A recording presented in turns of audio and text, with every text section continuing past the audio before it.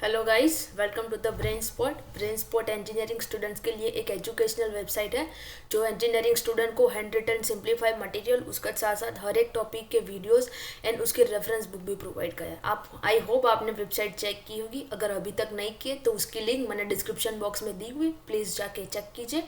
Let's see today's topic, principle of SOA. हमने previous video में देखा था what is SOA fundamental. I hope वो वीडियो आपने देखी हो। अगर आपने नहीं देखी हो तो उसकी लिंक भी मैंने डिस्क्रिप्शन बॉक्स में दी हुई है, please checkout. Let's see today's topic, principle of SOA. SOA का मीनिंग ये होता है सर्विस ओरिएंटेड आर्किटेक्चर, पर उसको परफॉर्म करने के लिए भी या उसको मेंटेन करने के लिए भी कुछ प्रिंसिपल्स होते हैं।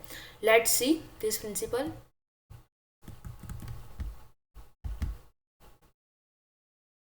देर आर मेनली 7 प्रिंसिपल है एसओए के, जिसमें standard service contract, loose coupling, abstraction, reusability, anatomy, discoverability and कंपोजेबिलिटी।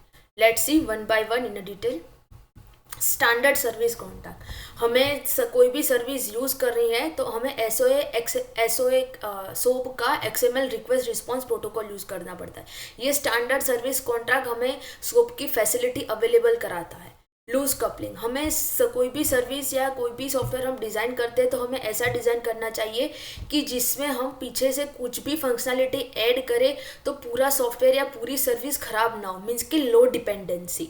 Abstraction, हमें कस्टमर को इतनी ही इंफॉर्मेशन प्रोवाइड करनी चाहिए जितनी की उसको ज़रूरत है, बाकी की सारी सर्विस डिटेल हम हाइड कर सकते हैं। जैसे कि टेक्निकल इन्फॉर्मेशन होती है वो सभी हम कस्टमर को शो न करें तो भी चलता है। नेक्स्ट, रीयूजेबिलिटी, हमें सर्विस के एवरी कंपोनेंट को ऐसे डिज़ाइन कर सकता है कि हम उसे बाद में यूज़ करना हो तो हम यूज़ भी कर सके और उसका कॉस्ट भी डिक्रीज हो।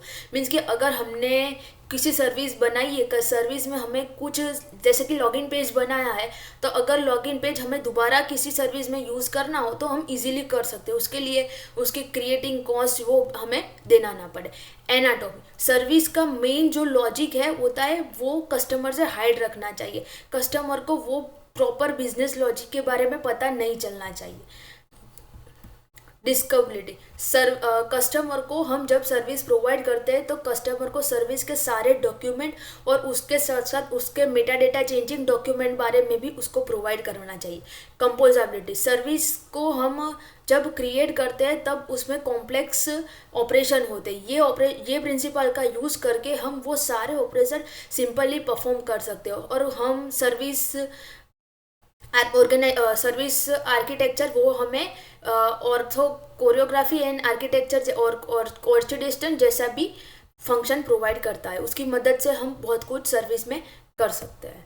अब है principal difference, object oriented architecture and service oriented architecture. Let's see, जो सर्विस ओरिएंटेड आर्किटेक्चर है वो प्लेटफॉर्म इंडिपेंडेंट है और ये ऑब्जेक्ट ओरिएंटेड आर्किटेक्चर वो प्लेटफॉर्म डिपेंडेंट है।